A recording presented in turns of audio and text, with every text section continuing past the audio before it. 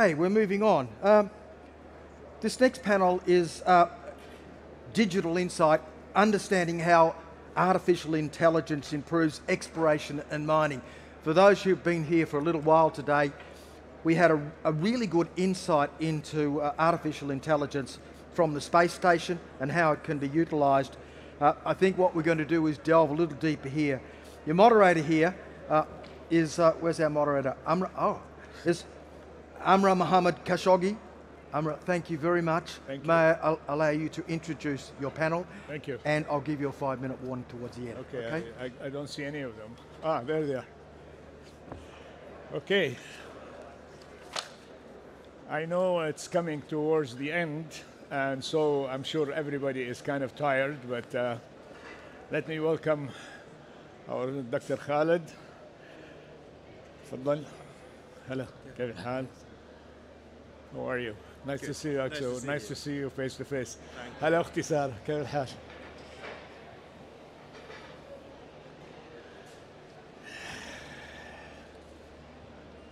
Okay.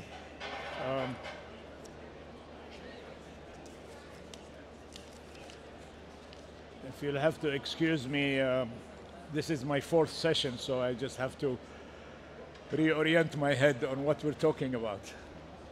So we have with us Dr. Khalid Al-Ramadan. We have Asko Kapiaho. Did I say it correct? Okay. From Finland. And we have Sarah Al-Nasser. She's a researcher, and I'm learning a lot from her, especially about metaverse, right? So today we're going, we've been traveling around this forum talking about supply and demand. We've been talking about equipment. We're talking about upgrading mines and minerals, talking about investments or lack thereof, underinvestment in various fields. And so now we need to address the technology and the innovation and how it can help us to support the mining industry, which is a promising sector in Saudi Arabia. So let me start, first of all, with Dr. Khalid, because he's in education. So he's preparing the future miners of tomorrow, right? I hope of today, because we are running really late. So the floor is yours. Well, thank you, Amro, for having me, and it's a great pleasure and honor to be here with such distinguished audience at the Future Minerals Forums. What a nice atmosphere to be outside. As a field geologist, we love to be outside, and it's really a wonderful moment to be here.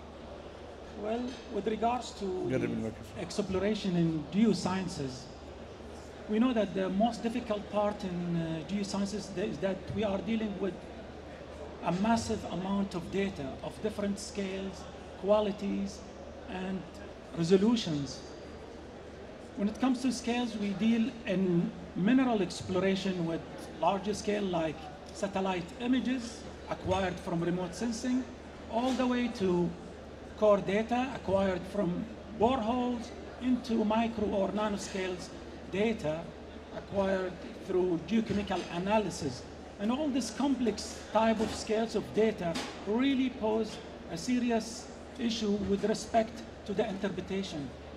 And trying to, as a geoscientist, trying to put all these data together and get the best out of it and get the pattern that will help us in the exploration phase to pinpoint where.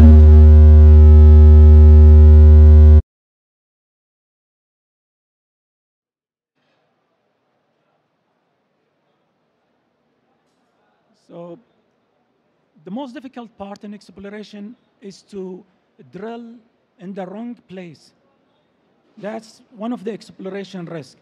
So if we can have some tool like artificial intelligence that will help us to integrate all these complex data together and save time, save cost, and reduce the uncertainty to pinpoint where to dig the next future mine. So I think from education point of view, if that's the second part of the question, the most important part or the most duty of educational institutions is to prepare the young talents from early stage of their studies, like in the freshman year or sophomore year, by introducing some of these AI digitalizations and data analysis and analytics in order to equip them with all needed what you call tools that will help them in their majors and their even what you call workforce when they graduate.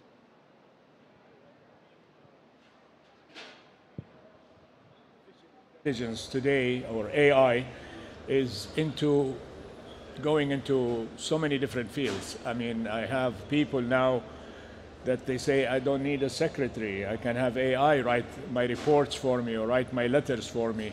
And of course, they use it in the medical field and so forth. So, Akhtar, why don't you tell us the role of AI, especially in exploration of the mine? I am coming from Finland Geological Survey, and from that perspective, I have a lot of colleagues who has been dealing with the exploration and utilizing artificial intelligence tools there. More specifically, machine learning tools. What GTK has been doing in the recent 20 years has been mineral prospectivity analysis. And aim of that is to find prospective areas in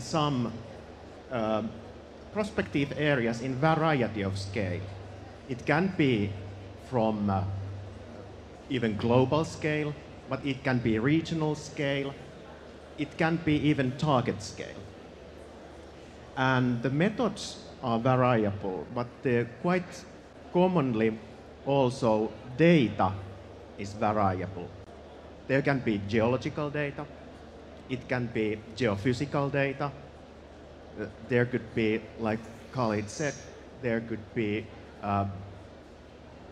variety of kind of geochemical data and also remote sensing data, for example. So then becomes the machine learning into a picture. Because human brains doesn't find necessary all the aspects there in the vast amount of data.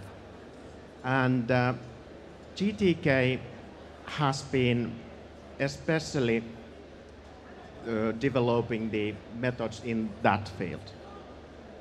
I give you an example. For example, if we have orogenic gold mines, known orogenic gold mines, those can be used as test material for the artificial intelligence. So basically you tell artificial intelligence that there are gold mines, please find similar features for these several layers of data, kind of geophysical, geochemical, and then the model can be trained and trained further, and then going back to field and check whether you actually find those places, what your model, artificial intelligence and machine learning models, whether you really can find some gold prospect areas in those. And that has been one of the methods what Geological Survey of Finland has been developing. We've established a professorship on that field, and a very good colleague of mine, Vesa Nykkänen, has now a team who is producing scientific results constantly on variety of commodities. And that is one of the key elements there. Thank you. Sarah, I mean, there is now more and more collaboration with educational institutes, with people who are involved directly in the field, with mining companies, with equipment manufacturers, all the kind of stakeholders, but also in the research and development, such as at KAXT, where you work. I never knew what metaverse is before, and I had to download Snow Crash novel, which was written 20 years ago about another world and so forth. But you are very knowledgeable about metaverse. How do you see the application, and how can we use it to help close the gap in terms, especially in terms of encouraging young Saudi men and women to work in the mining industry? Yeah, of course. First of all, thank you for having me here, and happy to share my ideas about the advantage of metaverse in the mining industry. First of all, the metaverse is an immersive virtual reality. It's really a general world that can describe the limitless software and hardware of creating an immersive world. VR is one of the technologies that have been used in metaverse, of course. So the VR have the advantages in the mining industry, I believe, in two main areas. The first one is the production, let's say, optimizing the process of mining by including engineers, managers, safety managers into the process of mining to optimize, to create the safety protocols, to create the process from A to Z, or simply by inspection the process. The second thing is using VR for training. We can train people all around Saudi Arabia by creating hands-on, on-site experiment. By using simulation, we can create like an on-site world, and one of the main challenges to do that is having high-quality data, as Dr. Khalid and Dr. Askwa has been talking about. If we get the high-quality data, so we can depict the real world and the real mining site to create the best training experience as we can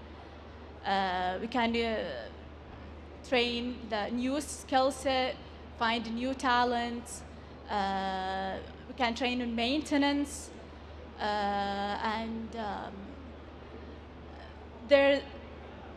I'm talking about the research perspective.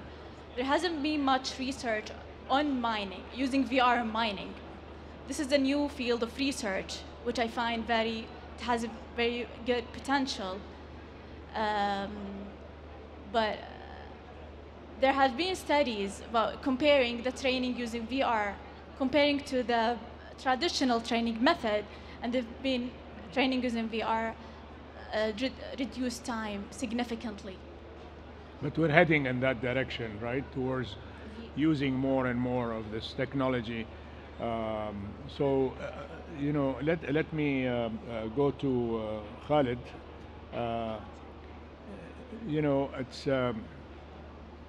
It's this leads us to think about collaboration. It leads us to that not all jobs in the mining industry are in the mines. Not all jobs are in remote areas. Many of them are in the city, in engineering and so forth. So how are you addressing the preparation of the next generation in these various areas, and how much of the metaverse and AI and virtual reality, or VR, as I'm getting used to using these acronyms and so on? Well, it's great that Sarah has mentioned one of the limitations of the VR or metaverse, which is the requirement of time and high amount of quality data that is needed to create such virtual reality platform that need to be updated. However, there are certain what you call ways like what we have seen in this exhibition, we have seen 3 at least entities, Aramco, KFUBM, and Ma'aden, have shown their VR or metaverse technologies, and they have shown also the application towards the mining industry or minerals. In education, VR picked its peak during the pandemic, especially in 2020 and 2021. As a geoscientist, one of the main important, one of the what you call a flagship course is the field geology. You need to take the what you call students outside to train them on several field skills. And during that difficult time, during the pandemic time, we were not able to take them to the field. So the only solution or the only alternative was to utilize VR. Luckily, we have had a team of remote sensing and of computer scientists, young, who were into this technology. They designed within 3-4 weeks a nice platform that will imitate the field side. And that has at least bridged some of the needed skills that we were striving to have during that difficult time. Back to the mining industry, I can cite one important what you call training, or one important phase that we can utilize metaverse or VR in general, like in safety. Take, for example, the blasting operation phase that is used to disintegrate and fragment and loosen the rocks from the mine. If you have a newly joined employee, you don't want to put him immediately into such dangerous situations and train him. He has no experience. So the best way will be to utilize VR or metaverse, an imaginary or virtual world that will imitate such operation, blasting operation, in order for them, whether a mining engineer or geoscientist who will be dealing with the blasting operation, to get acquainted and to get comfortable with such a bit sensitive task. So by doing so, you save his life, also you save the organization reputation, and at the same time, you at least keep the sort of positive perception by the society and community against the mining industry. Yeah, and besides, it's non-invasive and less costly as well. And speaking of cost, if I can ask Asko to get into, in terms of exploration. I mean, okay, using technology is fine and great, but we don't want to use technology for the sake of technology. We want to use it in order to achieve the results that will be beneficial. So thinking of that, what about the pre-processing designs of how you're going to design the mine, and how you're going to digitalize the mine and so forth, to make it safe, to make it efficient, to make it productive in the best possible way? I would fully echo one of the things what comes to costs, that the in the early stage, I'm talking about exploration stage, so it's quite important that if we are talking about mineral prospectivity modeling type of artificial approach, it's the data. What Sarah and Khalid already echoed, already said that the data is all about the data. And that is it, really, what comes to mineral prospectivity modeling. If your data is garbage, you put garbage into artificial intelligence, you get garbage out. Yeah. It's quite simple. So if I would recommend somebody to invest somewhere in the early stage, before even mine phase, it's high quality, well QC, QA controlled data. It's all about the data when in the starting phase. You mentioned pre-processing. That's another thing. Sometimes you have old data, but it needs to be pre-processed, and then we really need a geological, geophysical, IT expertise, and like colleagues have already said, I think there we have another thing. How to get the best talents who have a multidisciplinary approach. Perhaps geology as such is not enough, but we need also new talents who are IT specialists who might have a passion to do it.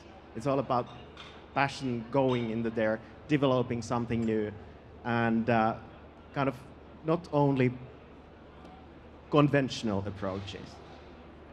So expertise is all about then. So I think that's where the cost point of view I would invest the money. Okay, thank you. Sarah, KAXT is a national organization, and it is there to share the knowledge, share the data, share, and as a researcher, is KAXT collaborating with international organizations that are involved in the R&D, or even within Saudi Arabia, like KAUST, for example, I know they're doing a lot of research in deep sea mining and what have you. So is there that collaboration going on, and is there collaboration between KAXT and, let's say, mining companies or people in the private sector? So I'm looking for the public-private partnership in that question. Yeah, of course. There's the excellence centers at KAXT that we collaborate with international schools, big schools. For example, my center, we're collaborating with Cambridge University in research about different topics and manufacturing in general. And there are a lot of centers in KAXT that are collaborating as well. And yes, I was thinking about the same thing, about the collaboration between the research, the industry, and the people, the three things. And I was thinking about how we integrate this new technologies. Because integrating these new technologies is a journey. It's a big challenge, and it's a journey.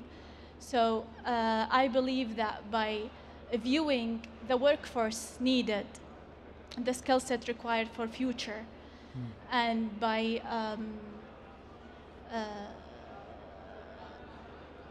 then we can use the technologies that we already have now, the things that we already know, to fast track the development, and we can scale from there. Okay. I know KAXT has been since the 60s involved in solar, the solar village and the solar energy. So part of the challenge with mining or mines is that they are in remote areas.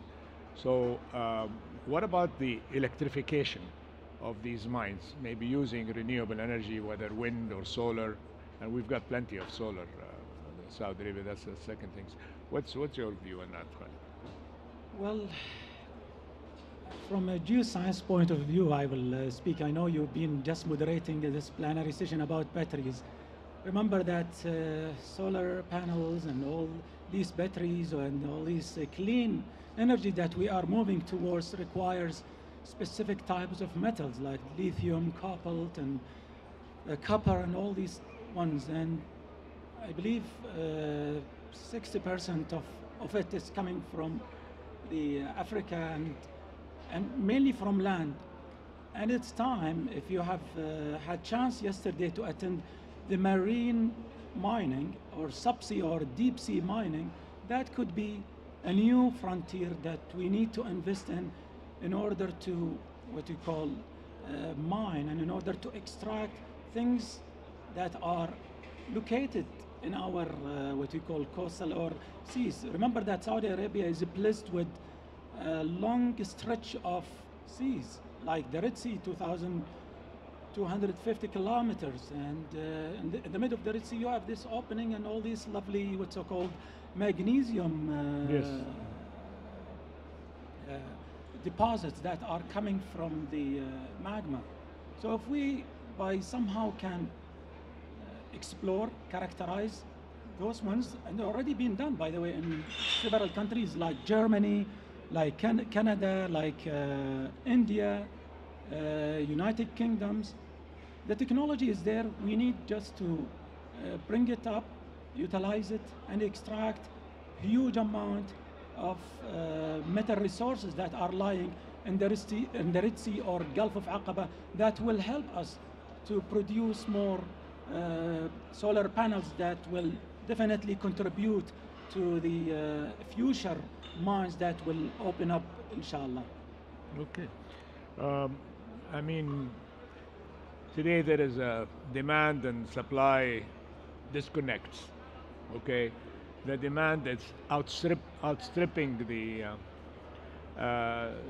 totally outstripping the supply, and it's creating maybe a global crisis. Saudi Arabia is sitting on mineral reserves of $1.3 trillion, okay, and the world is hungry for it. So, in your opinion, where do you see the fastest way that we can meet and mitigate that risk of that looming crisis that's already here, and we are a few years behind it, and it requires investments of $200 to $300 billion a year, and so if we talk over the next few years, and the gap is getting bigger, and we're talking maybe $50 trillion, according to the speaker this morning, the CEO of ERG. So what's your opinion? Europe certainly is dependent on raw materials, and what European Union has done is they have, or we as a European members of the European Union, we have defined a critical raw material list for European Union. There are several ways how that could influence from the European perspective. It lists raw materials that we especially are dependent on, and one of the aspects is that they secure the supply chain.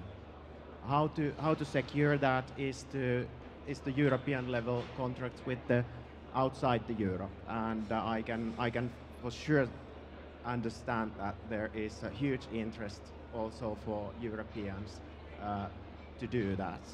Another thing is to develop the tools, technological tools for improve the exploration, and also to attract investments in the exploration.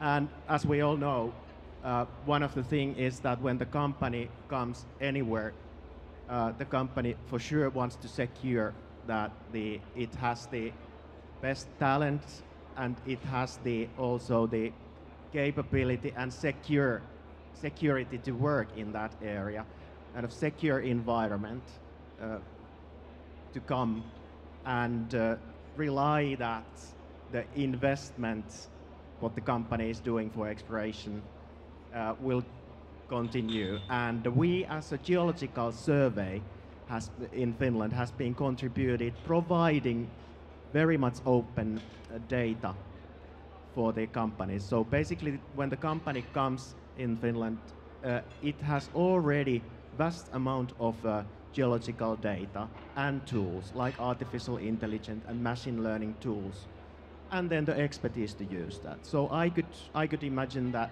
these aspects are not only from the European perspective, but applicable for other regions as well.